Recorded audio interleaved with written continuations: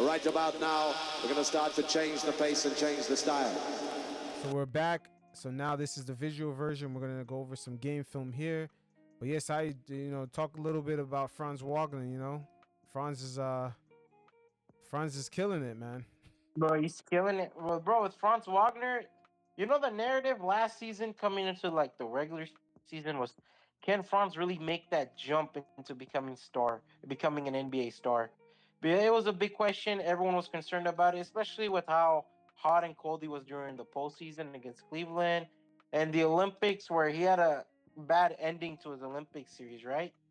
So a lot of question was around him. Is Franz really the star that we were sold on from his rookie year, or he's just a high end role player? But this season so far, I have to give him credit. He's shown out big for the Orlando Magic with Palo taking a while out. So the fact they were like, from what I wrote it on the 24th, since then it's been changed, I believe. Mm-hmm. I believe the current record is what, 9 and something, if I'm not wrong. In the last 10 games, they're 9-1. So yeah, that's exactly 9-1. Yeah, we're about to exactly go over some of that right here. But they're 9-1. So 9-1. He's been able to transform a lot of his game. I think his rebounding and passing abilities have really shown out with 6 rebounds, 6 assists. Franz Wagner has become a great scorer all around the court. And I think his 3-point shots were always kind of scary because he was one of the worst 3-point shooters in the league, but he's made improvements in that department where he's shooting 34%, kind of like a little below league average, but still like teams are going to be much more mindful when he takes those threes instead of ignoring them. Mm-hmm. Yeah, and I think he's also really good at the defensive end with his size and how he can use his body to defend players. So now, yeah, we're gonna see Franz work the pick and roll, and just the way he's moving around right now. Now notice like he's comfortable for a big guy in the paint. Now right here, like right here, right? Check him out right here. How he kind of just stays patient. This is a tight space that he's in right now, and this is what he's really been working on this season, staying kind of patient, not creating turnovers. This is why they went 9-1 in their last 10. Yeah, bro. I mean, dude, just look at the way he uses the pick and roll, right? Mm-hmm. And then look at an open Isaac off the cut. This is what you kind of need from the franchise. Your second option, the guy you paid $200 million for 5 years. This is what you need. These kind of developments in his game. And Franz has been able to do that at the table. Is the way he uses those screens, especially with Goga setting them the screen, him coming off the screen and kind of passing it to his open guy, Jonathan Isaac, cutting to the basket. Yeah, he kind of looked them off right there, and I'm telling you, man, this is one of the reasons why they went like 9-1 in their past 10, because he's gotten real comfortable using that big size that he has and getting into the paint, like using that big size, getting into the paint, being comfortable, staying patient. Like he's displaying a lot of that throughout these past 10 games in the paint. Yes. And the way him and Goga, they have great connections on the pick and roll. If you watch, they have great chemistry on the pick and roll, because that is like he knows how to get the floor open for his other swing player. I believe 23 is 23 on the Magic is the rookie, I believe.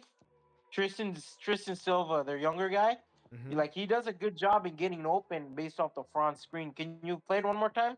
Like just look, he's in no man's land, but still the defenders, they're all focusing on Wagner, because if he gets his floater, then that's an easy basket. So Tristan has a good shot to hit those shots. Yeah, so again, he stays real patient in the paint using that size. Like he's a great combination of good size and good just patience, and just, look, he's comfortable in there. Look. And this is a no look. He kind of looked at he looked them open. Yeah, because the defenders, like you see, Goa could hit the pick and roll, or he could drive in and get an easy layup and a floater. But you said space, all that real estate with him, right? And Franz knows that, and he was able to dish it out. Like he knows how to use his body. He knows how strong he is. He could get to the basket easy. He's very crafty when it comes to getting to the basket, right? So Franz knows that, I can get my teammates open. and that's what makes him such a great player. All right, so right here, once again, him showing his patience, getting Yeah. into the paint. Like I just think once again it shows the chemistry between him and Goga, bro. yeah, and the thing I noticed about him, sometimes he pretends to go up, and then he passes. Yeah. So he kind of does the same thing Luka does a little bit, kind of look He's guys scary. open. He's a scary player. He's a very scary player because, like, you can see, he creates this opportunity where you see the defenders, they all lapse towards him, right? Because they kind of want to, they know this guy can body through one or two defenders. So you kind of have to collapse on him, which opens up Anthony Black and Tristan Silva to get those 3-point shots. Facts, and the Magic really need this because this defense is ranked bottom.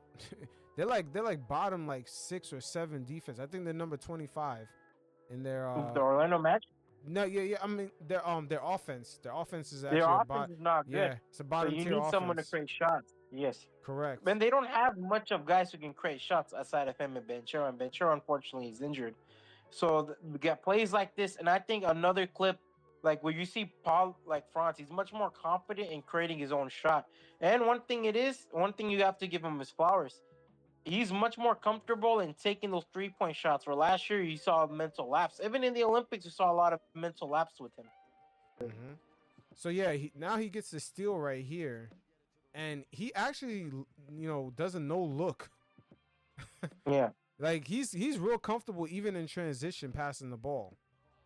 Like Yeah. he Bro, it's all mm-hmm. continue on. His full court game is impressive, bro. Like, just his help defense. Obviously, his help defense was great in that possession, but just his vision on the full court is what really differentiates Franz and what makes him into a star in today's NBA. Is his ability to see everybody on the court, his ability to open up plays for other players, his ability to just get a steal or rebound and just run, just make the player like have the players along with you run in full sprints, opening shots for everyone. That's what makes Franz special this season. That's what changes Franz this year. I think that's what changes everything for him in the Orlando Magic. Correct. See it again. No, he creates opportunities for both Anthony Black and Mo Wagner. Correct. So Christian right here, he hedges, right? Yeah. And so he stays patient right here, and he actually Yeah. he actually floats it up. And and it opens the floor up for Mo Wagner to get a shot. Mm-hmm. But you see, even if Mo Wagner decided to pass, Anthony Black would have been open because D'Lo's attention was on Mo Wagner. Yeah, so Christian right here, he hedges, and then he basically attacks his man on the hedge right here. D'Lo's too small. I'm pretty sure Wagner again. Wagner's height, man, like he just allows him to see the court just like Luka. Yeah. And he knows D'Lo's exposed right here. He's compromised because Black was open. So D'Lo Black is open, and the rim is open for Mo to get a dunk. Yeah, it's easy. But yeah, they really need this. Do you think when they go back and Palo comes back, because they both kind of operate in the same position right here, do you think Franz is going to be allowed to operate like this, or do you think how's it going to look like? Because it seems like he's getting comfortable. Happen, yeah, that's the scary part. That's the part. I like their coaching staff. I think he's a really Jamal Mosley. I believe he's a very talented coach. So I'm kind of hoping he'd make it work. But I think what they could do is maybe have, since your offense is weak overall, what I would imagine what would happen is when Palo's on the bench, like one of them has to be on the court at all times, if that makes sense. Mm-hmm. So if Pablo's on the bench, then Franz plays. If Franz is on the bench, then Palo plays. But also, Franz is a good off-ball player too, and that's what makes him, like I said, a complete player. Where I think a lot of the responsibilities that you could see Palo taking, you could see Franz being able to play a little bit of off-ball and maybe make an extra pass. I think there's a lot of promise that Franz has shown. Yeah, he also with his passing, I want to say, like, he even could pass out of the high post, like in a post-up position, like where he shoots it off the dribble. You're talking about this one again? Yeah. But Josh Green guarding him? Yeah, so he beats him off the dribble, right? Wow. Yes. It's a pretty large player to be doing this once again. And Yeah. man, imagine if Palo just really develops like a 3-point shot, or just his shooting just goes up crazy. Like this is a really nasty combination to have right here. Yeah. But yeah, he has good patience. See, once he gets in a tight space like this, like once he gets around the high post, he always makes sure that he touches the paint. That way, once the defense fully collapses, he's tall enough at his height to see everything, just like Luka, and he starts Yeah. just working out his magic. Like He look, has good body control. yeah. So he basically, in a way, allows the Magic to get easier offense because guys are really not knocking down shots like that. But You look, see, like Cole Anthony and Mo Wagner, both of them are open, or like both of them have space to either get a dunk off the baseline or mhm. shoot a good looking three. Yeah. So right here, again, he's just staying patient with it. Because you see, Josh Green and Cody Martin, they're both collapsing on Franz Wagner in that play, and then that opens up the floor for either like Anthony Black, and we just saw obviously Mo Wagner cut to baseline. Like he's just great at opening the floor up, and I think you didn't show his scoring abilities, but I think that's what also draws him and makes him into a threat on the offensive end. Is like you can't really like that's why there's so much attention to detail when he's on the court. Yeah, the 3-point shooting, I don't know if he shot like that before. I don't remember him shooting like that before. No, Maybe he just got more reps, and that's just what it is. All right, so right here, this is the game winner against the Lakers. yeah, So they hedge off the screen, or did they? yeah. Let me see. I don't know. Like my 3 years watching him, I never really seen him that comfortable shooting a three. Yeah, I'm noticing Lakers have AD on him. Yeah, This is Cam Reddish right here, I assume. yeah. That's Cam Reddish. So So yeah, what I think happened is I think they were assuming that he'd drive in. yeah, so Cam Yeah, hedged, and of course, this is Suggs on the pop out. yeah. He's not he's not really a 3-point threat like that. No. But 1-on-1 with Kim, yeah, he kind of damn it, I did not expect that. I don't think the Laker fans expected that either. No, bro, I didn't expect that. I didn't think Franz would shoot that three. I was assuming he'd drive in, but he also didn't have the time to drive in. So I thought he'd force a good bad three. But he was able to get a quality three off of that play, off of his off the dribble play. Hmm. Yeah, the 3-point shooting during this 10-game stretch, I'm not gonna lie, it's been one of the highlights of this Magic offense. Yeah. That's been, at times a little bit steep, but the Magic, I believe they have like the second best offense. Let's see, I had it in a note. Defense. Defense. They're one of My the best bad. defensive teams. Defense, yeah. Yeah. And I think with Ben Cheryl, I think their chemistry right now is good, but they're still young, so they're still figuring it out, right? But I also want to know like how they'll match up with each other. I think Pablo's much more comfortable with the ball, and rightfully so, he's a better player. But I think both of them, like the best hope is like with Franz Wagner's off-ball abilities that he'll fit well next to Palo Banchero. Yes. Wait. When does Palo come back? I think Palo. Let me see his time. Yeah, the Magic have the second best defense, by the way. He's out indefinitely, so there's no time. Oh, there's no timetable. Damn. So Yeah. Franz is he's he's gonna be doing his thing, man, for a minute. He had one turnover against the Suns, by the way.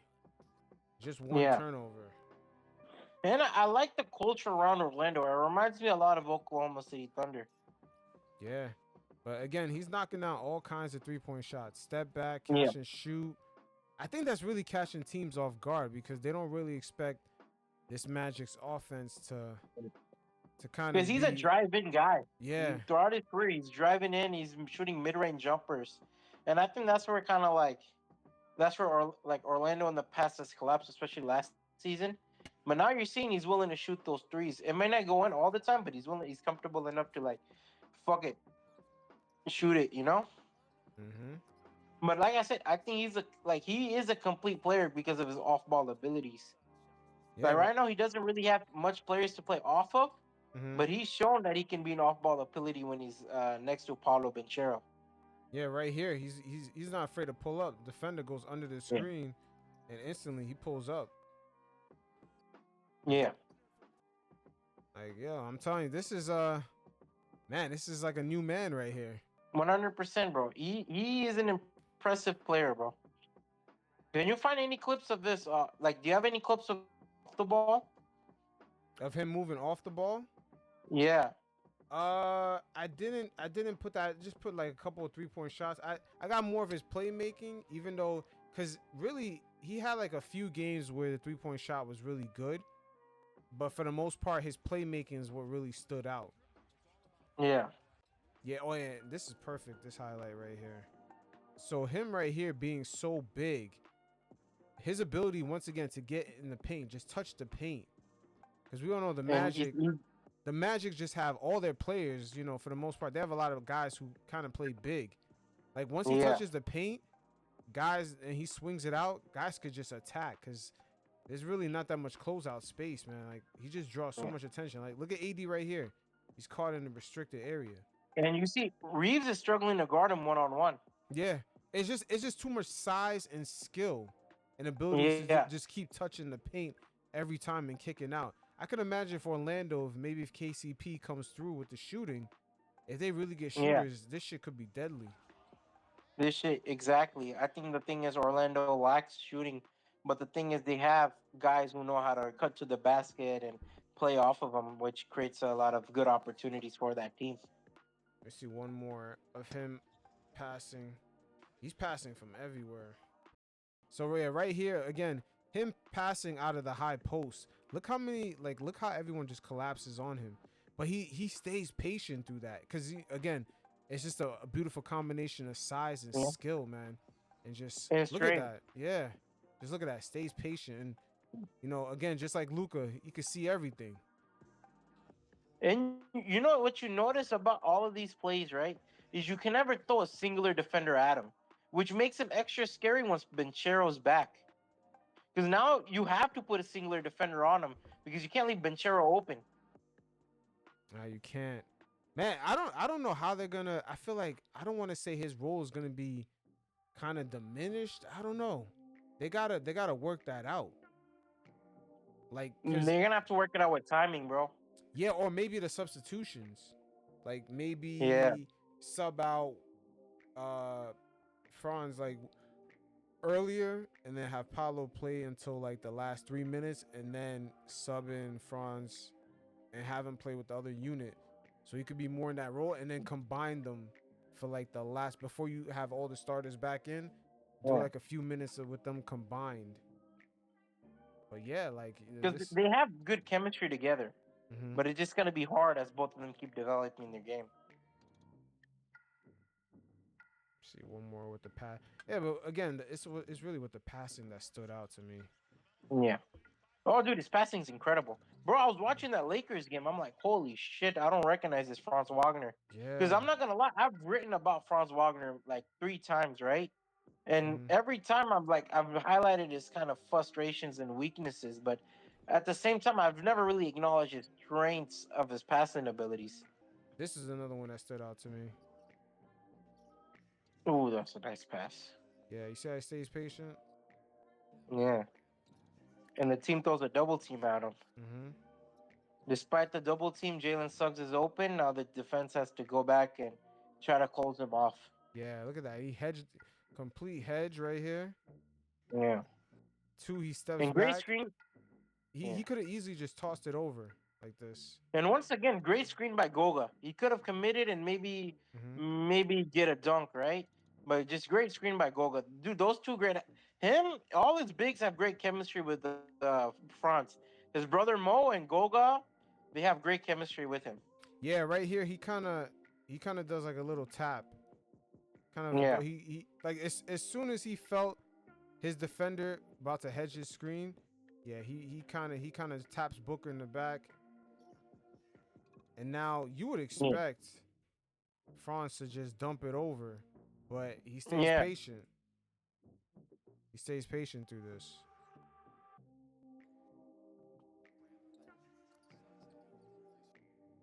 But even if he passed it to Goga, it still would open opportunity for Suggs in the corner too, Oh yeah, because the defender definitely. would have to relapse or But again, it's great combination of size, skill, strength.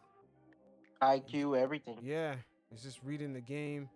But again, like sometimes when Palo comes back, like he's not gonna have, you know, as many practices at this. Yeah, But it's gonna be interesting. The map. I mean, not, I'm about to say the maps. The Magic. Magic. Yeah, the Magic. That I don't know. This offense got to get a bigger boost than 25, number 25. Like, come on. But that defense, man, is no joke. Number 2 in the Yeah, league. the defense is no joke. The thing is, I think they only have two offensive firepower, right? And Mhm. they're kind of banking on KCP as they've been healthy throughout the season, but they're kind of banking on him to kind of be an off-ball player, off-ball scorer. Now, speaking of defense, we're gonna go to Amen Thompson and Eason down in Houston. The Terror brothers, man. Yeah, they're making a lot of The Terror noise. ties. Yeah, I'm gonna send you this video where Emio Doc compares Tari Eason to early Kawhi Leonard, because Emio Doc is a part of the Popovich tree. I would say Kawhi was the guy I coached when young and does a lot of similar things as far as just being disruptive, and just taking the ball from people. Kawhi would be the only guy that I saw do it at that level. But his instincts are great. Energy is great, and he gives you a spark every night. So whether you call a play for him or not, he's going to impact the game on defensive end, on the offensive glass, slashing, cutting, offensive rebounds, shooting threes, and all around. So I would say Kawhi is the one guy that he reminds me somewhat of. All right, so let's take a look at the Terror. What'd you call them? The Twins of Terror? Yeah, So right here, Dame is looking for a pick and roll. And you could tell, with Brook Lopez. yeah, Brook Lopez, you could tell they build on it quick because what's the advantage? You throw a switch here, there's no advantage. You're going to have a man on you. And you throw a switch here, you're going to have Eason on you. There's no advantage at all. This is like a waste. And Amen is a very lengthy guy, so he matches very well with Brook Lopez. Yeah, I don't know why he didn't call for what's his name, Fred VanVleet on a switch. Fred VanVleet's guy, Like, yeah. Or yeah, even like, Aaron, I think that's Aaron Holiday, right? On the left? Yeah, Dame should have called him. Yeah. Like, come here. Like, toss Yeah. switch here. He was better off just getting a different, like, these two is like the worst. Like, Yeah. it didn't make any sense, like, running that pick and roll just now. You run it for an advantage. But look at Dame. Dame got balls, man. Look at Dame gets blocked by Amen and Eason. He would have got blocked by both of them, but they both tapped the ball. Yeah. It's just, man, like, what do you do? Man, the Rockets got they got an interesting situation down there. Bro, They really it's an ideal situation. Yeah, do you think they kind of stumbled on this by accident? Did they kind of know, okay, we can really work with this right here? Bro, Tari, Houston fans were loving Tari Eason more than they were loving. Like, I think last year, Sengun and Tari Eason were the most loved players, along with Jalen. Kind of was up and down. Those two were the most loved before Tari kind of fell due to injury. And Thompson also had a very good rookie campaign, right? But I think overall, I think the Rockets, when the Rockets drafted him, the same year as Alfred Şengün, I think one thing the Rockets got lucky on is they landed Emi Udoka. Yeah, that kind of accelerated things for them to kind of become defensive juggernauts. Yeah, to kind of go that route. Because Emi Udoka is a brilliant defensive coach. Brilliant. That guy can coach a defense. And one thing you notice with Tari Eason, bro, he's the next Draymond Green. Like, whatever you look at it, he can elevate on all facilities of offense and defense. Like, Tari can do just about everything on offense, and he's a great defender. Yeah, so Eason right here, man, he loves to jump in passing lanes. Like, yeah. He gets in that passing lane real fast. These guys, man, they have a great combination of speed and length. He's always getting into a passing lane. Bro, you are looking at a guy who both guys could end up one day becoming first team all defense. Wow. Imagine Brother, having. he's only 24. That's the crazy part. Tari Eason isn't even in his prime yet. Yeah, can you imagine if Yeah. Bro, just look how they're everywhere on the court, bro. yeah. Look, Tari making TJ McConnell's life hell. And then you see, I believe, who is this? Who's this dribbling the cool ball? I can't see very clear. Is that Nah, whoever it is, man, he wasn't getting that pass off to Pascal. I tell you no? that. Hell no, bro. Hell no. Pascal still Like, got bro, his hands all out. three of them players were in hell. Pascal, McCollum, and let me make sure I give him the proper name. But look at Amen though, man. Like this is real. And then you got Shingun, who's like kind of like an old school. He has like that old school game to him. Like this is tough. If Jalen Green kind of gets his perimeter D up, this is gonna be a nice combination. I mean, I see why they say, hey, we can put KD around this, like potentially. Yeah, 100%, bro. Because you're looking at a guy who can just guard, like he can hide your bad defenders, bro. Definitely gets into that passing lane. Bro, he's everywhere. On that play, he was everywhere. Yeah, these guys they love to switch on Bro, different positions. I was watching the Portland game, bro, and Portland struggled to reach the half court. Like it seemed like every time they're on the Rockets court, Yep. the Rockets side of the court, because they were just terrorizing the Portland Trailblazers. They couldn't even reach half court to their spots. Yeah, we're gonna go over that too. I got a few clips of those too. Look at Giannis on this entry pass, right? Look who's guarding Brook Lopez. You got Amen guarding him. Thompson. Yeah, and then look who's helping out. Amen's a big guy. Yeah, look at Eason. Yeah. Helping And out. you see, Jabari makes it hard for him to even get that clear pass to Brook.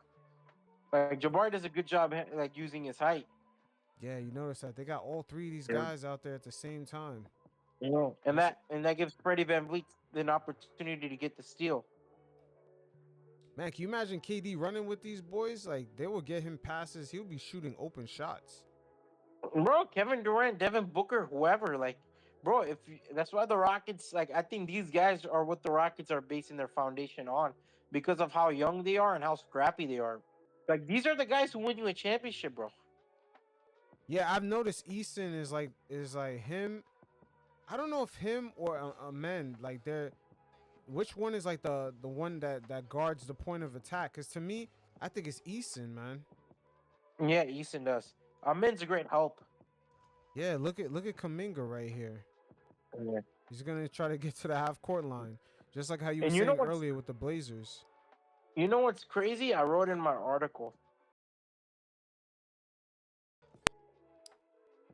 But you see right here, look at the issues he's giving Kuminga. Kuminga got nowhere to go, man. The possession didn't even start yet. Mind you, these guys aren't starters, bro. These guys only play 21 minutes per game. And look at the havoc they cause on the defensive end. Like, this isn't normal, bro. No, it's definitely not. It's definitely not. Even in transition, they're going to create... Because a lot of these teams now, they like to run. Yeah. A lot of these teams now, they definitely love to run. But even in transition, like, they're giving teams a lot of issues. Bro, Tari Eason, Amen Thompson, these guys are perfect for playoff basketball. Yeah. And then we always forgot, man, what's his name? Brooks is on this team too. Dillon Brooks is on this team. They have a lot of scrappy guys, on this team. But these two are the main scrappy guys. I'm just wondering, like, what's Houston's plan if they're really going after another star? This is a nice chase down block on SGA. Usually SGA would get these. Yeah, oh yeah. Bro, look at the way I believe that was Tari blocking that shot. Look at the way he uses his length to block that shot, bro. Shai Gilgeous takes his length and his strength to his advantage and gets that easy layup. Like Tari terrorizes, like these two terrorize the court together, bro. Because even if a guy like with this much finesse, this much strength, this much length, like Shea Gilgis struggles to score, then who can really score on Tari Eason and Emin Thompson? Yeah, once again, Przemski, point of attack right here. He ain't going nowhere on the men. And this is Amin finally like this is the first clip we've seen of Amin guarding 1-on-1. And look at this. Look at the way he gets those steals, man, making it hard for Podorinsky to even cross the half court. Like this is just active hands and just putting yourself in a position to get steals. Oh yeah, it's gonna get crazier. Yeah. And bro, like I said, these guys are only 21, 24. They're far from their potential. And when you have Emi Odaka, right? One of the best defensive coaches in the league. What's stopping them? Man, it's just harassing Luca, man. Look at Luca. Luca like a little baby, man. Yeah. Yeah, take your L's, Luca. We all know you're gonna drop 30 anyway. And look, you see Freddie Van Vliet being scrappy as shit. And that's the Freddie Van Vliet we're all used to throughout his career. Yeah, but these guys jump out the gym. I'm not gonna lie, like Yeah. when you got two guys like that can get all the steals and just create havoc and the men and Eason, man, you got Jalen Green running out in the wings. It's kind of crazy. Where's Cam Whitmore? They really sent him down to the G League. He's on the D League. Yeah, he that's hasn't. tough. That's tough. But I think Yeah. that comes back to the conversation we're having earlier. Yeah, where it's just so much competition with the youth. Yeah, It's everyone's just- trying to find a spot. Yeah. But their vertical games is crazy with these two. Yeah, bro. These guys are great. But I knew, bro, like I knew I had to write like I knew like right there and there. I'm like, bro, this is a topic which like everyone like I've seen a lot of YouTubers do a good job covering these guys. But Mhm. I'm like, yo, these are the kind of players that kind of deserves their flowers. Oh yeah, for sure. Now look at a man right here. Their vertical, just them getting back. It's just protecting the rim. This verticality is crazy. This is against This guy the LA basically Clippers? wipes the screen away. I thought this was a Yeah. glitch. Sheesh. Look how high up he got. Yeah, let's look at that. Bro, but you see how hard they make it on Ty Man? Like, look, Ty Man, even when he gets the Ty Man, even when he gets the ball, right? Look at this. Both of these guys have their hands in the cookie jar. Both of them. Mm-hmm. But that shot would be very like it'd be a difficult shot to make. Yeah, it's just crazy. It makes sense why they're not worried about Şengün being like a power forward size, even though he plays bigger than his size. Like you got these two guys, if these guys can get like 30 minutes, 25 minutes plus, like this would be deadly. If these guys can just get a consistent jump shot. Look, Houston will cut the fat eventually. I think with a lot of the players they have, but these guys are staying. Oh yeah, for sure. Because if the Rockets lose these guys, then you wasted like your rebuild. So right here, we're getting more point of attack with Jordan Poole. Of course, we all know what Poole's about. Yeah. Man, he's yo. Yeah, I even think the shot clock even set, man. That ball was gone already. Bro, but look how ready like these guys are like yin and yo, bro. They're so perfect together. You see, like once like Eason is able what was it? Amin, right? He was guarding Jordan Poole. Yeah, he was guarding Jordan Poole. And you see how ready Tari is to just get the ball and run to his side. Run back to the court, run back to the basket to score an easy point for Houston. You don't see, bro. I don't remember a defensive duo that's ever done that in my lifetime, bro. No, we haven't seen like that. We haven't seen like that in a while. Where two guys are just like picking apart the offense. Yeah, that's what they're playing with their food, man. Yeah. So right here is 2v1. Right? A man is getting back. Now he has good positioning because he's trying to get in the passing lane. But it's just like, man, these guys even on recovery. Once again, the verticality going up is crazy. I mean, does a full spin to get in position, and he's getting back, and he still gets to this shit. And this is a fast court. This is a what is it? Fast break opportunity for the Wizards. But Min still makes it difficult. Man, this is gonna be tough. It makes sense. While I was at the game, I was like, damn, how come we can't go up on these guys? I'm like, fuck. They're like, damn, they terrorize the league, bro. Like you can't do anything against these guys when they're on the court because they got the body and they got the size. Like Thompson's body's still developing, but dude, Tari Eason's strong as a brick. Yeah, they got great help defense too, man. Yeah, bro, the chemistry with those two is crazy. Yeah, a man is so quick, man. Amen's quick, but he knows how to use his length. Like he knows how to terrorize the center position too.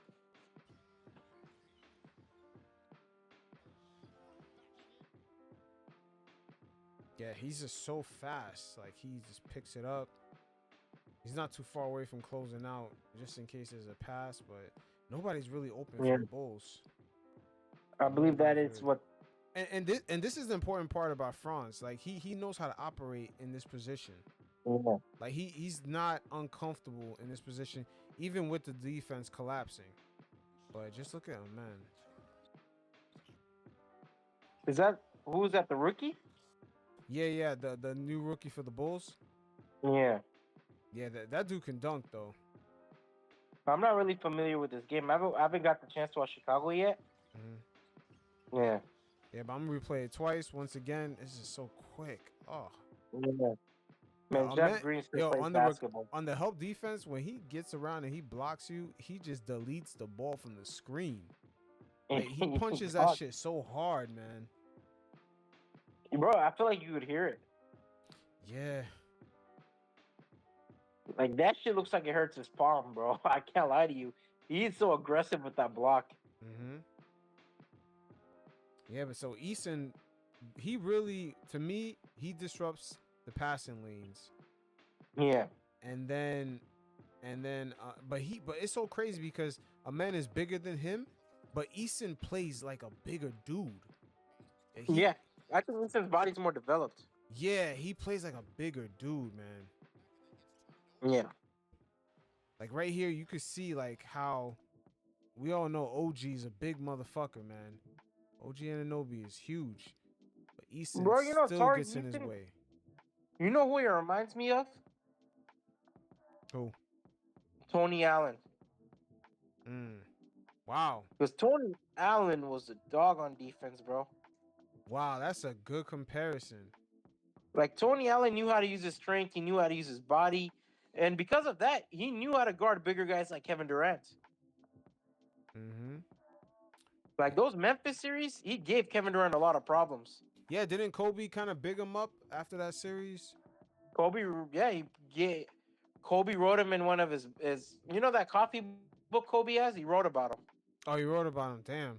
Yeah, Eason, man, I swear to God, like OG is huge. Usually OG dunks these. Yeah. But like he still got the tip. Yeah. Like, I get why Ime Odaka compared him to Kawhi, but like I would have preferred the Tony Allen one, but I get why, because Kawhi is a bigger star. And I think that just, brings the confidence that you want your players. But Tony Allen, like, Tari Eason to me reminds me of Tony Allen when it comes to scrappiness and jumping on the passing lanes, getting steals, just being a hard ass on the defense. But another thing with when we talk about Thompson and Tari Eason is you can beat Tari Eason to the basket, but Thompson's always there to block the shot. Yeah, them two like with the help defense is kind of crazy. Yeah. Oh yeah. Bro, you're in a lose-lose situation. Oh yeah, for sure. This is some more of that help defense right here. Yeah. This time it's Eason on the help defense. Yeah. Both of these guys, like I feel like they play a lot Well, Eason is not as big, but he like as far as size, but he plays bigger than what he is. Yeah, that's why I compared him to Tony Allen. Mm-hmm. Even if what's his name, Dylan Brooks kind of slips up on defense as he ages, these two guys kind of make up for him. But it's crazy. Yeah. Look at Jabbar. Look at Smith Jr. He's way out here guarding a smaller player. But yeah, look at Eason. Oh yeah, Paul George. Mr. PG. Mr. PG going crazy out here, man. So it's funny with Paul George. At the end of some of these games. So Paul George, I don't know what's going on with him, but in the game against the Suns, Tyrese Maxey was hot as fish grease, man. Yeah, dude, he's been awesome this year. Yeah, this guy was going off, and Paul George, for some reason, like he's down by 2, 5 seconds left. He's running down the clock, and he's almost playing. Like, I don't know. It's just, first of all, I'm surprised they gave the ball to PG in this situation. To me, it should have been Maxey, somebody else throwing a screen. Embiid's out this game? Yeah, Embiid was out this game. And, you know, PG, man, like, I felt like he could have came in here more. If he came in here more, I feel like KD would have been compromised. Yeah. He would have had to help out. So PG would have been right here. He could have kicked out. Or at least touch the paint. Just have a foot, just like we was talking about earlier with Franz. Have a foot touching the paint so the defense could collapse. And them closeouts, it's a lot different, man, when guys have to close out on someone, you know, coming from in here in the paint. But just this long midi, man. This long midi is just, man, this is tough, man. This is tough. Tyrese probably don't even have enough time to get that off. But yeah, it's just PG. PG. I don't know. Philly. Usually, when teams get new players like this, the hierarchy is kind of being worked out. It's like who's gonna, you know, no one want to step on each other's toes. Who's gonna dominate the ball? Who's gonna be that guy in last second possessions? You know what I mean? It's kind of a gray area when teams just get brand new guys on the team. Bro. Now right here. This clip. No, my bad. This clip is just showing Paul George aging, bro. Yeah, this right here is Paul George tie game. 50 seconds left. Cody, no, my bad. Cody Martin. Philly's up. Philly's up 2. 50 seconds left. Paul George right here. You know, he has a chance to kind of seal the game a little bit. Yeah. Just look at the tough shot that he's taking. Man, this is age right here. Once guys get to the lane and they have to take tough shots like this, or they have to pump fake 1,000,000 times, they're not fast enough anymore. But no, he can't explode. Paul George can't explode anymore. Yeah, sometimes it takes guys a minute to recognize that shit. It takes them a minute to recognize that shit. Like Cody Martin isn't that good of a he's okay. He's an okay defender. He's an okay overall basketball player. But it's like, bro, you should be able to explode through Cody Martin. Yeah, see that again. What is that? Cody Martin guarding him, right? That's Cody? Yeah, that's Cody Martin guarding him. Paul George drives. Yeah, he kind of beat him right here. He gets, see, in his prime, he able to help out. Yeah, he would have beat him right here. It would have been a challenge at the cup right here, but he just don't. Guys don't have the legs no more after a certain time. See, he beat him in that first step, but look, Cody's right with him. And this is a complete off-balance shot, man. Yeah, PG. Like again, the hierarchy is gonna get set, and the way that rookie, McCain, what's his name? That's his name, the one with the nail polish. McCain. Yeah. Yeah, the dancer. Yeah, man, he's gonna TikTok his ass onto PG's spot. I tell you that. Yeah. Well, bro, I mean, dude, you got a TikToker? Oh shit, hold up. You got a TikToker and you got a podcaster on the same team. So there's that. Yeah, it's just PG just yeah, he got his money and no, PG's done, bro. PG is done. Like, he's not the same defender anymore. Bro, you telling me, like, bro, that possession should have been him. Like him beating past Cody Martin and forcing Diabetes to get the foul. Yeah. Oh, we're not done yet. Yeah. We're not Bro, done Paul yet with George is this. not the same player anymore, bro. I think Paul George, all the injuries on his lower bodies have caught up. I think Paul George since 2019 has been on the decline, really health wise, and I think this is officially all of it piling up now. This is Yeah. why the Clippers were willing to let him go without getting an asset back. Yeah, but right here, tie game. Yeah. So we're still in the fourth quarter. LaMelo just hit a crazy shot to tie the game.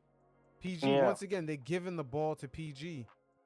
And, you Now know, it should be the open lane because the old lane is clear. yeah. You see Grant Williams. Grant Williams is nowhere near the rim. I just don't think he has the legs to attack it. No, he doesn't. Man, so he's going to wind the clock down just like in the Phoenix Suns game. 7 And seconds he's left. gonna take a difficult shot. Yeah. Now you give Cody Martin the time to find his position on defense. Man, that's tough. That is tough, man. Yeah.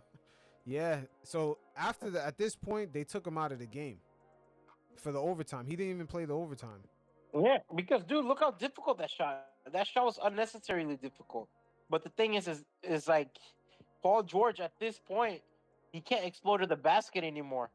So he didn't want to take that chance for a Grant Williams block. Yeah, I mean, I can't fault PG, man. He got paid, but we're starting to see why the Clippers kind of bailed out of that whole situation. Brother, dude, the Clippers didn't even ask for anything back for Paul George. They said, all right, by all means, go wherever you desire. Yeah, and right now with PG, early in the season, he was in and out of the lineup, right? And I believe what his left leg, he has like a bruise or something. A reoccurring injury, yeah. Yeah, it's just that McCain. I'm telling you, he's gonna TikTok his way. He's gonna TikTok his way because he got a nice little mid range. He gonna TikTok his way into PG's spot because he can actually create for himself. The PG spot, huh? He's earned it. Oh yeah, for sure. But my thing is, where does Paul George belong at this point in his career? Because he's not a 3-and-D player. He's not a good defender. He's living off of 2019. Yeah, he's not. Because right now, I mean, just to start off the season, we haven't fully seen everything play out yet. They kind of had him, I saw in the last play-in game, they had him on Josh Hart, a non-shooter. And they had Kyle Lowry on OG. Things were kind of weird with the way. But he wasn't a great defender in LA either. He wasn't. I mean, he was playing all right, but it's just I don't know. It's just things are just different now. It's not Oklahoma. No, it's not. But right here, McCain, I'm telling you, he's coming for that boy's spot. He could create for himself. Got a nice little bag too. McCain's a dog. Yeah, McCain, like in all complimentary way. McCain's a dog. Like he can hoop. He has a nice little bag offensively. I'm not gonna lie. He can catch and Bro, shoot. he uses size pretty well on Dennis Schroeder just now on that clip. Mm-hmm. He uses body well. Yeah. And he has really good passing skills. Yeah. Again, he's part of that class. He's part of that class that you see that come out of nowhere in the draft. Yeah. He's part of that class. Like this pass is really nasty right here.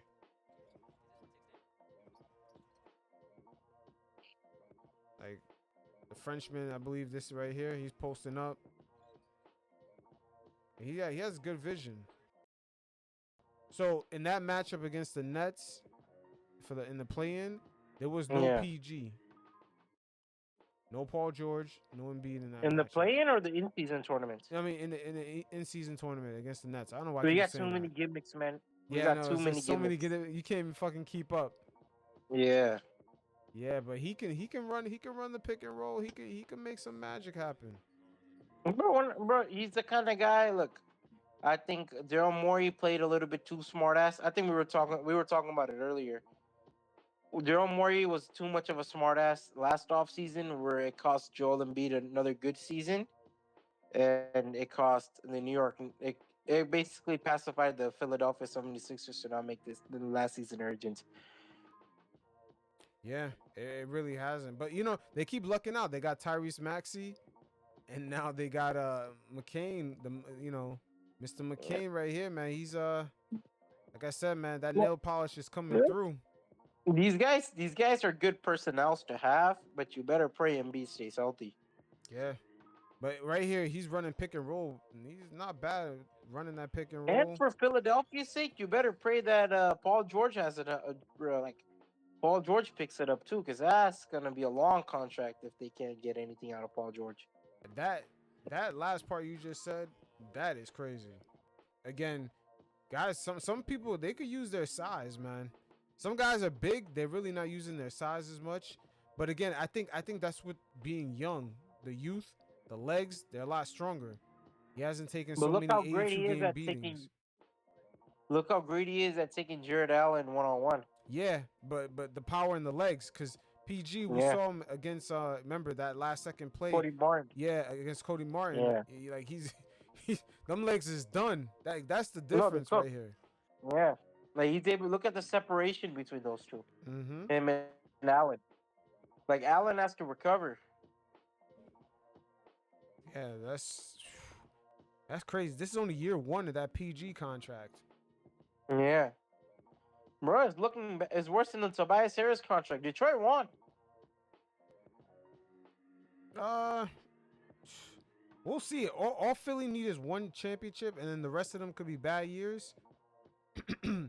And hey, it could work out for them. Well, I mean, dude, the only way you could have a Philly championship is if it be just playing 70 plus seasons, which is highly doubtful. Yeah. Right here, McCain. Hey, he's creating for himself, attacking his closeout. Yeah, this guy is not that bad, and him attacking closeouts like this, it opens things up. Yeah. Got guys open, and I mean, of course, he wouldn't pass up this shot, but just in case there was a rim protector right here. And Ben Simmons, man, like Cam Johnson, right, being the rim protector. Yeah, it's just Ben Simmons. Like, where is he at nowadays? The Nets have a lot of Ben injuries Simmons, or at is that center. Cam Johnson? Oh, that's Ben Simmons right there. Yeah, that's Ben Simmons right here. The Nets, I believe Claxton is out. They have problems with their starting center and backup center. They're both like in and out the lineups. Can you play the clip again? Yeah, I got you. Yeah. Let's look at that again. I couldn't see the personnel properly. So yeah, he right here goes off ball, kind of loses a dribble. Bro, look at his vertical, man. Yeah. And now he's gonna attack this closeout right here. Man, it's crazy. It's crazy. I'm telling you, once guys touch the paint, it's like so many fucking options open up, man. It's just Ben Simmons. What happened to your perimeter defense? Yeah. The Nets. Yeah. It's funny because when you really look at it, the Nets kind of have talent to not be not a playing team. They have enough talent to be like a team on the fringe of the playoffs, but they shouldn't be like a lottery team. And the Nets have a lot of good personnel. Like, but that shows you how the league has changed.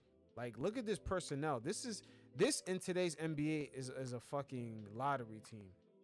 Yeah. But if you look at a couple years ago, a team like this, they probably would have been in the middle of the pack with Cam Thomas, Ben Simmons, and Claxton in the middle. Like, you couldn't be a bottom tier team. Yeah. Like that. You probably wouldn't make the playoffs, but you wouldn't be like bottom 3 teams overall in the league. Like, that's just crazy.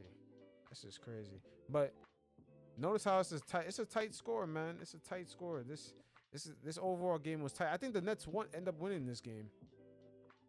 Yeah, I think I missed this game. Yeah, the Nets. The Nets end up winning that game. But yeah, he has some great playmaking ability. This is one last play right here. Let's just take a look at.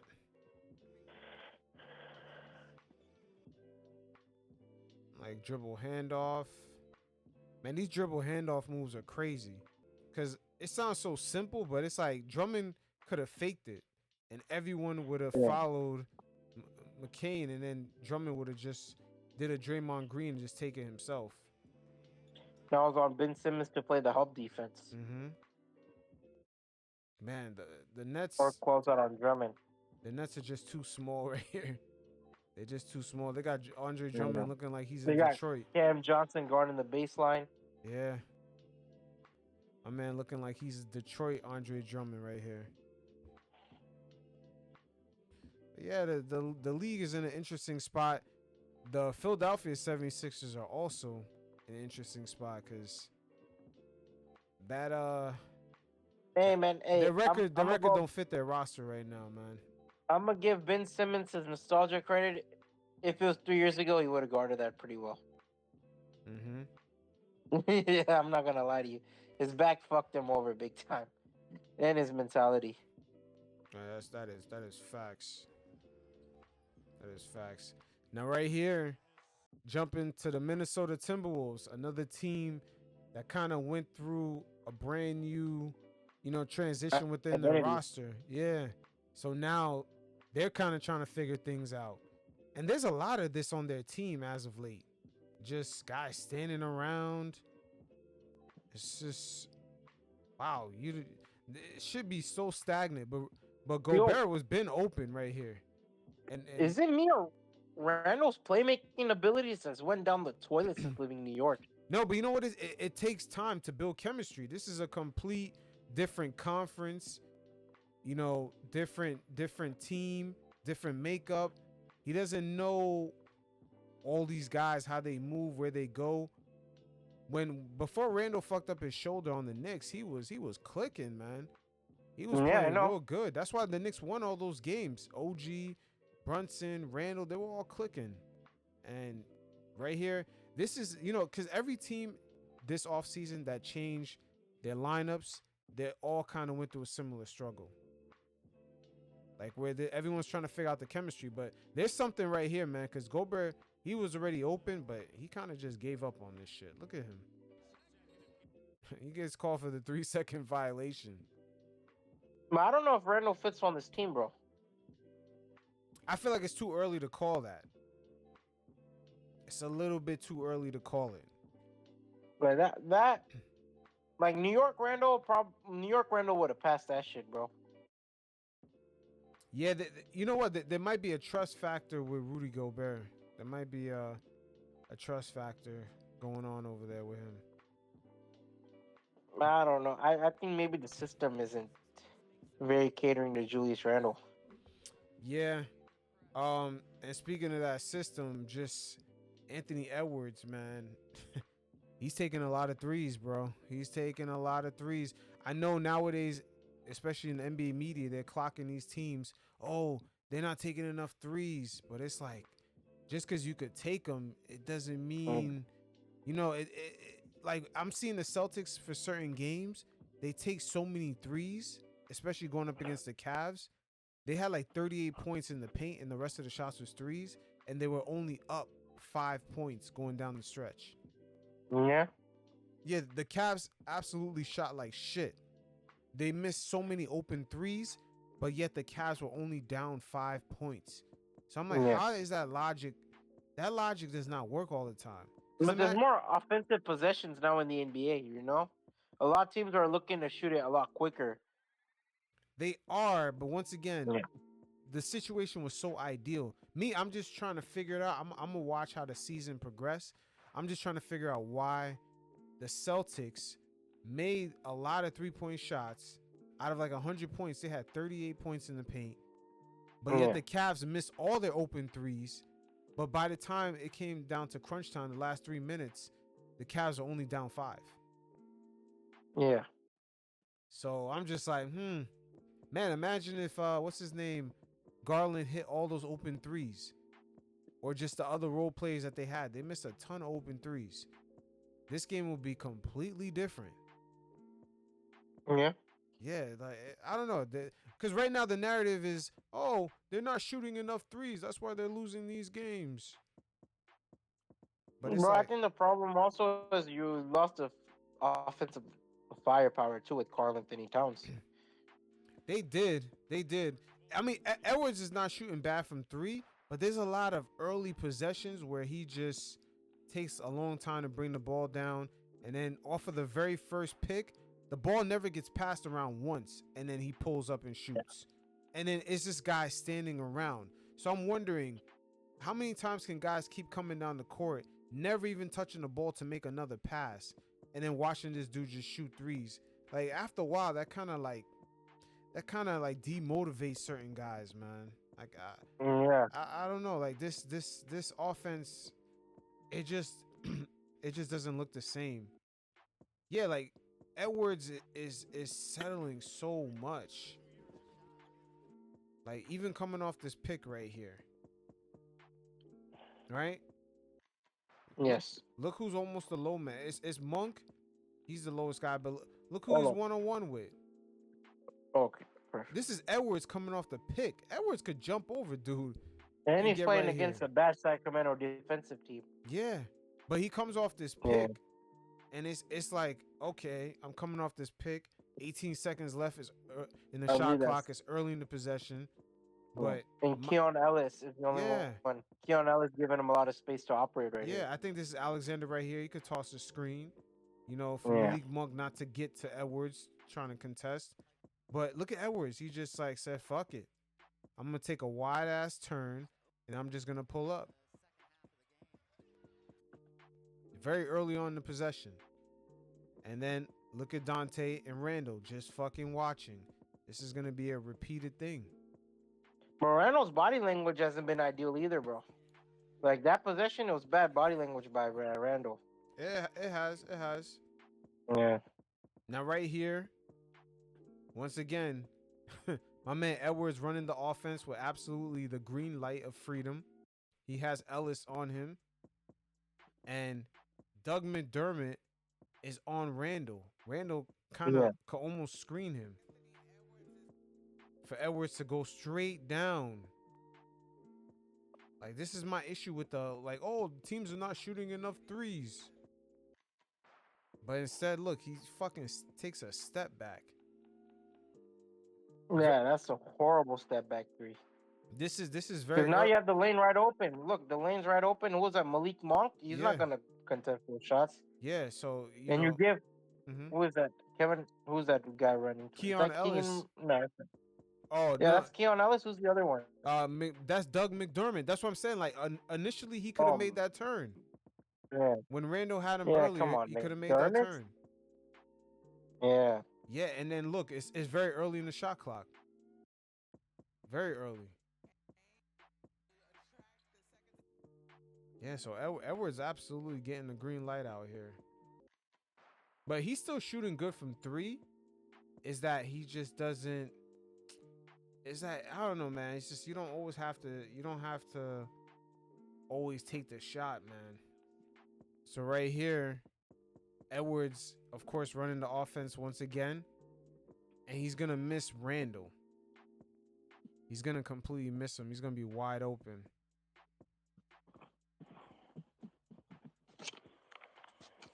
Gonna have his head down. Man, Yeah, I think that's also the problem is the chemistry between these guys because Randall's also a very ball dominant big. Yeah, but even on this step back, Edwards has his eyes on the prize the whole time. Like he could have hit Randall off. Yeah. I'm gonna replay it again. Like Randall coming off the screen. Like once he hits the step back, like once his 2 feet touch the ground, he had Randall, man. He had Randall. He could have hit Randall. Look at Gobert. He could use that big body to screen both of these guys. But I don't know if these guys trust each other yet. I mean, maybe it's the chemistry. It's still early. It's very early. Yeah, it's just maybe the chemistry. I think a lot of teams are still figuring it out, and the Timberwolves, the Kings, those kind of teams, the Lakers are still kind of figuring out where they belong. But Edwards, even on this play right here, McDaniels gets a nice little ghost screen right here. And then, Herdier looks like he's hedging. So you would think, Could be a little play right here for McDaniels. I don't know what happened to Mike Conley, because there's a lot of ball handling from Edwards this season. A lot. Yeah, I don't know. Connolly, I thought a lot of responsibilities would go to Randall too. I can't lie to you. Yeah.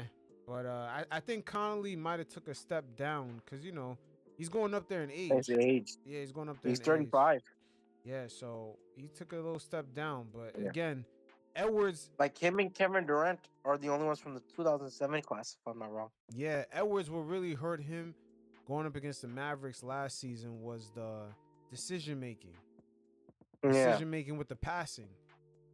You know, and that's something, you know, Edwards has everything you need to win a championship. The only thing left is experience and his decision making. He can improve on that. He can go levels, but again, look at that. He just, again, with this fucking step back, taking threes.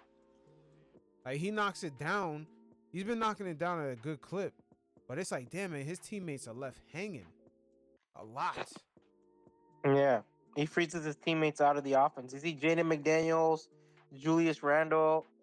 Yeah, guys are just, and there's rumors that they're already looking to move Dante DiVincenzo. Dante looks completely different on this team versus in New York. Yeah. And New York had a ball dominant guard.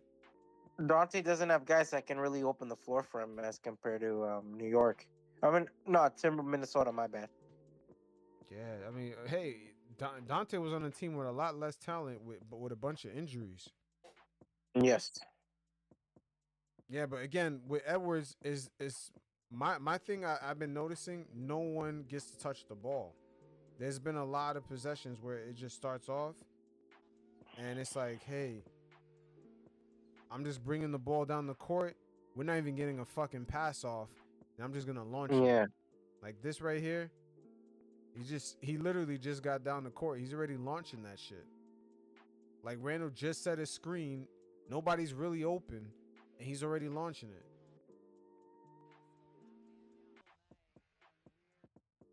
And right here, he's gonna draw a mismatch with Randall on Keon. Yeah. Keon is stuck, but he doesn't even let it fucking play out. He doesn't even let it play out. Let me see it again. It's so early in the shot clock too. It's not completely early, but he got plenty of time. Randall got the mismatch. Like, this is what I mean. Like, imagine you go down the court and more than like most of your possessions end up like this. Like, you see why the frustration starts to happen. And the negative body language. Yeah. It's gonna who knows? Like, I don't want to jump to conclusions because I still think it's super early. Bro, we're not even 20 games in, so like you're right. What you're saying is it's too early to jump to conclusions, but this is something that Chris Finch kind of has to figure it out. And right here, very early in the possession again. It's like almost like once you give the ball to Edwards, it's a dead possession. Yeah, it's dead. Like, look, step back, doesn't even take the screen. Could have got Kevin Love on the mismatch.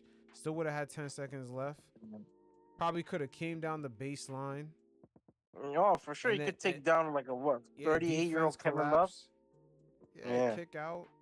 Something like this dude is just. I'm gonna take a step back in front of, like, I'm gonna pull straight up off of my defenders, like right in their face. It's almost like he want to take the shot to talk a lot of shit. Yeah, he wants the highlights. He wants the media coverage. But he's making them. He's making that's the crazy part. He's making he's shooting like 40% from three. Yeah. I don't know if him making it is kind of hurting the chemistry. Sometimes you making it, but it's like, damn, bro. It's like everyone just. He kind of turned into like 2018 LeBron on Cleveland, where everybody just standing around watching you just do your thing. They don't know when they're gonna get the ball. You got what, Rodney Hood, J.R. Smith, all these guys, Jordan Clarkson. Yeah, all this talent, and you say, "Oh, my team is a bunch of bums." But hey, it is what it is. I think Minnesota, you know, They're another And I team. think Minnesota has taken like. I think Minnesota's trying to get their finances together this season. Like I don't see Yeah, Randall being it seems like, I yeah, don't see Randall being a Timberwolf next year. that was most of the concern. I think Nas Reed is going to become the starting small power forward because that guy is not looking to be a career fucking off the bench guy. Not it. And you're going to have to shed some fat. Anthony Edwards is young. Rudy Gobert, his game is kind of ageless. I think Nas Reed could potentially become an all star later on down the line. Hmm. So I think that's probably the best bet for Minnesota Timberwolves. I don't really see this Julius Randle experiment lasting. I think Randall's probably gonna go. I don't know where Randall would go. Like maybe in Texas where he's from, Dallas. I don't know if Dallas Mavericks and him fits, but like I don't know what team would take Julius Randle. Honestly speaking, Yeah. But right here is like another cardinal sin yeah, in transition. yeah, Look at that. Two defenders on him. Look at fucking Randall. Open lane yeah. to the Randall's hoop. open for. But my thing is, why isn't Randall running to the basket? No, like this is they just literally passed it to him. Mm. And he just still pulls up. I'm gonna replay it again. And you got Jimmy and Duncan right there collapsing on him. See, look, he took a dribble. He took a dribble. He took a dribble. Once you see both defenders collapse on you, you know you got Randall right here. Yeah.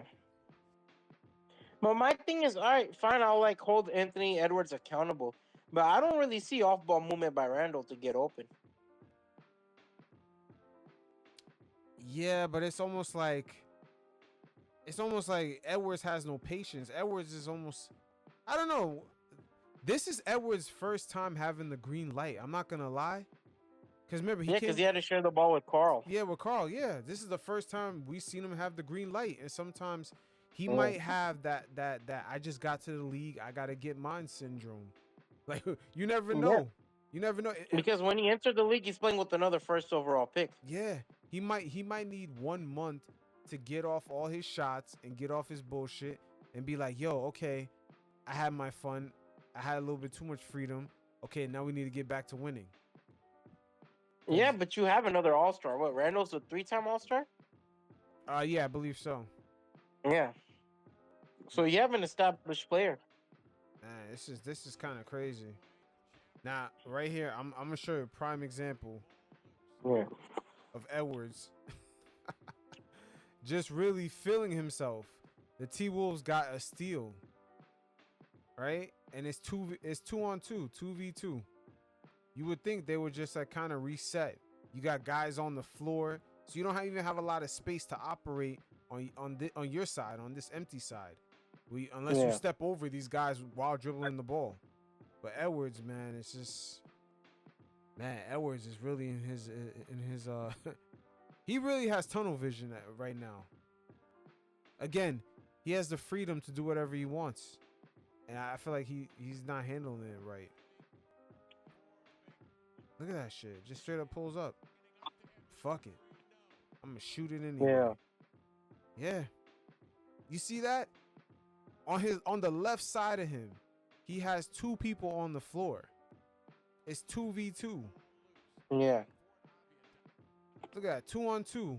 On the left side of you, got 2 people on the floor. This is the lost Robert Williams back-to-back nights against Portland. Mm-hmm. Yeah. So this is what I mean. Like, you know, and Randall's in a contract year. Guys are trying to get their money. Yeah. You know, just move this family over. Like, you know, sometimes we kind of got to look at these guys from like a human standpoint. And now Randall went from being around a bunch of guys in their late 20s, mid 20s, to now he's on a team. He's in a team with like a young bull that's trying to get his. And it's like, yo, dog, I'm trying to get paid. And you about to fuck up my money.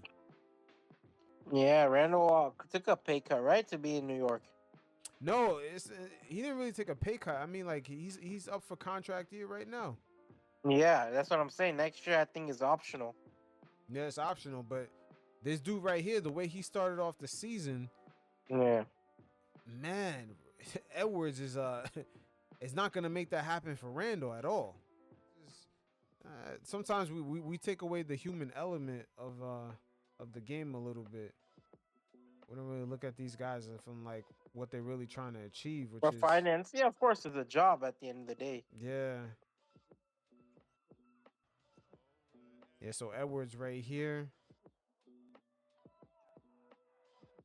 Now, he has Rudy Gobert Yes. coming off the screen. This is sort of like the empty side because everybody's kind of camped out on the other side. And it's just, this has really been their offense so far. It's just a lot of, let's watch Edwards do him.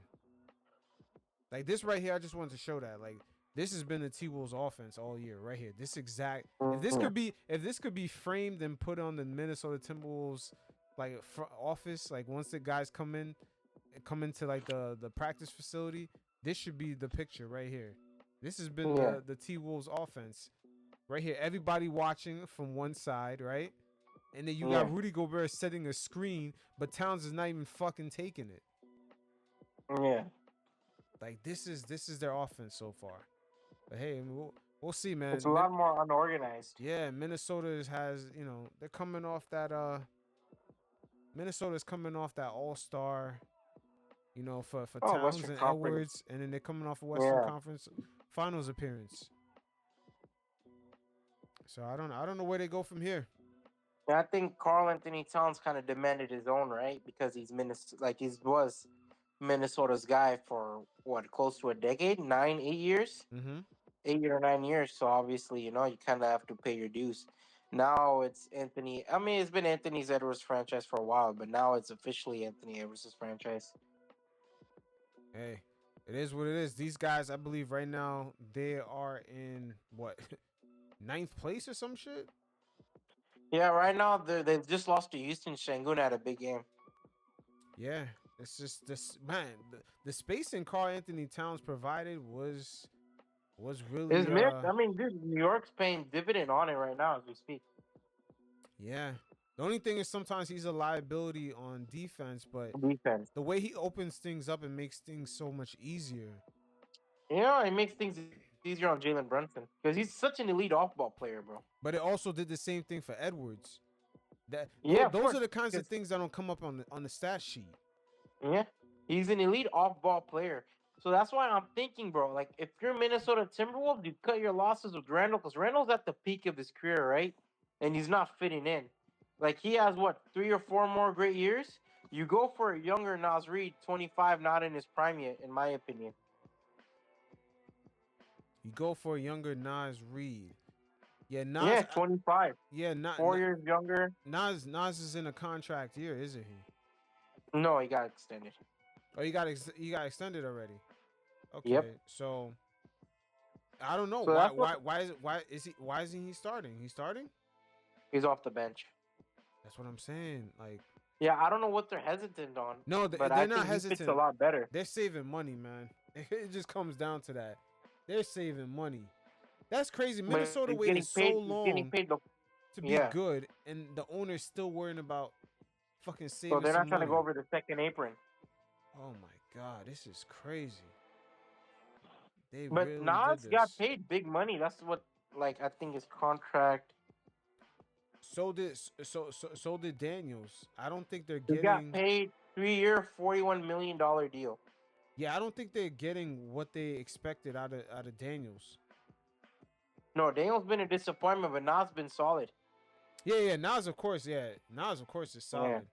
But Daniels, and I think he has the potential to become the third, second option. To be honest with you. But you think when they re-signed him, that's what their intention was? It's gonna be Edwards and Naz Reid? Dude, I don't know what their intention was once they traded Karl Anthony Towns. It looks like their intention was to save money. Vinny Johnson. I thought he was Vinny Johnson of this team, to be honest with you. It looks like to save money. You could look at the draft. The draft told me the T-Wolves are trying to save money. No, I get that, but I'm asking you, you think Randall is sustainable? Like he so far in the season, it seems like he doesn't fit with what they're trying to do. Yeah, it's gonna be man. They may have to re-sign Randall because who else is gonna get that's out there? Why would they re-sign Randall when he could pick up his contract depending on the market? They could not because if they lock him in now, it's gonna pay off longer term when the cap goes up. But you have to see, yeah, you have to see something that gives you confidence to re-sign Randall. Right now, I see no reason why Minnesota would re-sign Randall. Yeah, I don't think. Instead, I would go for Nas Reed and kind of hope that he becomes their second star, Yeah, I because he's wouldn't. I wouldn't. obviously every year he's improving. I wouldn't re-sign him right now. But I'm saying even when that time comes, I just don't Mhm. see what's available out there that's gonna keep you as competitive. Like, But then, yeah. cause, But cause, then, why limit your younger player? I don't think they're limiting the younger players. I just think like what they're running right now with this 3-point shooting, and it's just not creating good flow. Like Edwards, like, cause that's the problem with the analytical guys. They're looking at, oh, Edwards is shooting 40% from three or whatever it is, right? But they're not looking at, yo, Dante DiVincenzo is not getting a rhythm. Probably McDaniels is not getting a rhythm either. You know what I'm saying? You're kind of Randall's not getting a rhythm. So Edwards, of course, is making 40% on his 3-point shots, but then you got 3 other guys that should be contributing, not even getting into rhythm. So how many points are you losing there? You know what I mean? I get it. Edwards can't do everything from night to night. But like I said, bro, my thing is, bro, like, don't you think it hinders like Nas Reed's development if you keep on with Randall? Because I don't see them becoming a championship team with Randall. What's the point?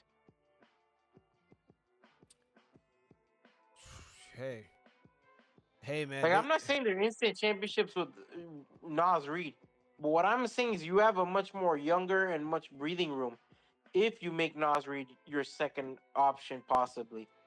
Hey, I agree with you. I would say they should have did that before they traded for Randall.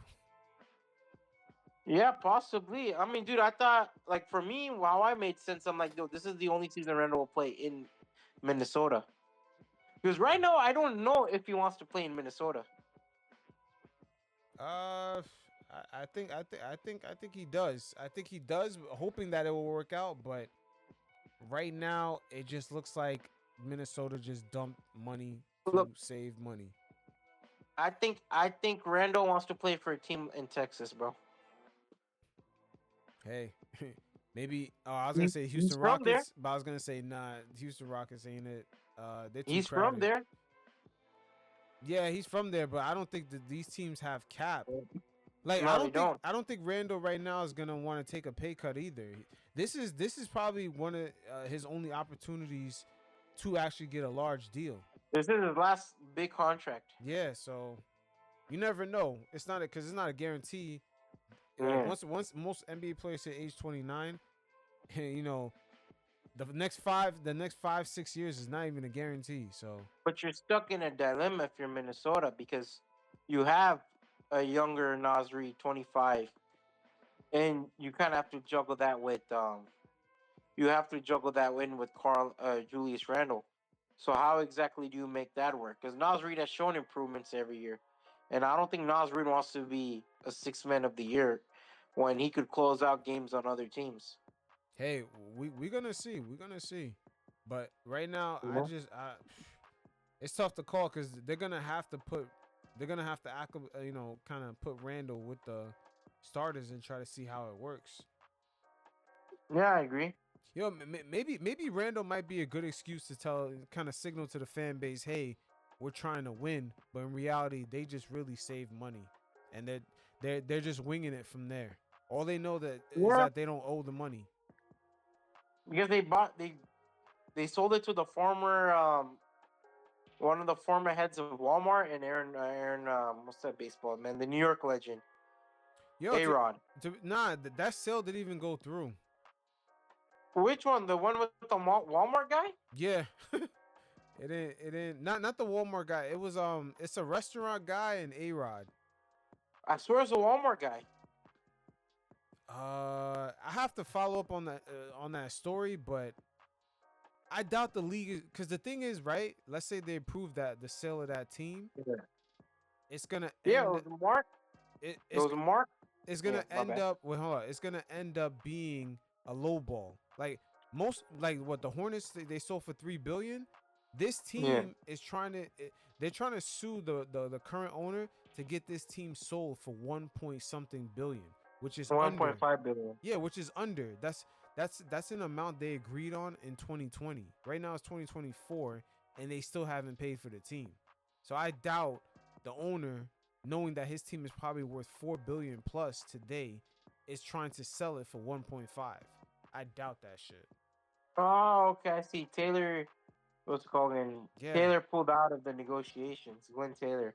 Yeah, look at the amount. The amount is too small. It's like 1.5.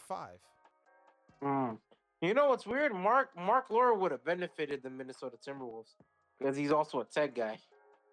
Yeah, but it's funny because A-Rod and the other guy, they promised to pay that price in 2000, I think 20 or 21. Yeah. And it's like years later, and they're still trying to get it for the same price.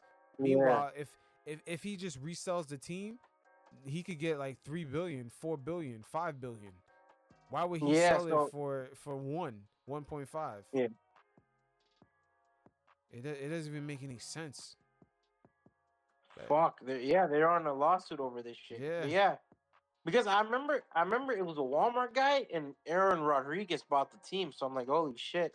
Like Minnesota's finally gonna be a competent franchise. Oh yeah, you're right. The guy is a Walmart guy. Yeah, he sold. Yeah. You know what it is? He sold some sort of like processing system to Walmart. He's not really. He sold the website. He sold the e-commerce website to Walmart. Yeah. And Walmart was able to make it into obviously Walmart just wanted it just so they could compete with Amazon.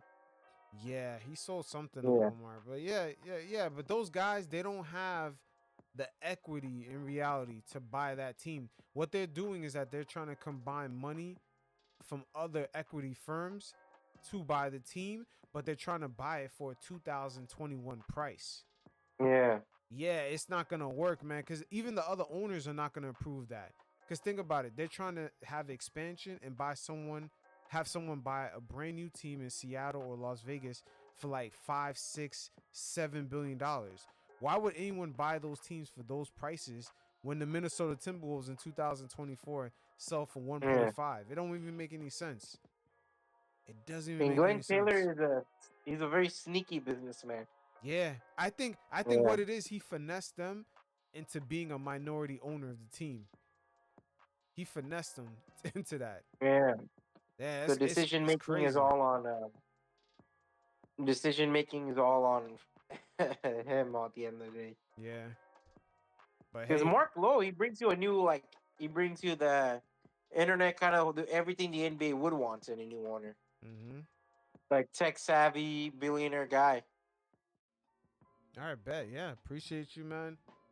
Definitely, you guys check out Sai's Substack in the description below. Subscribe to Orange Cookies. Man, appreciate you. And yeah, we're gonna do this again. This is a nice little film session. All right, bro. Take care, man. All right, man. Stay up. Peace. Peace.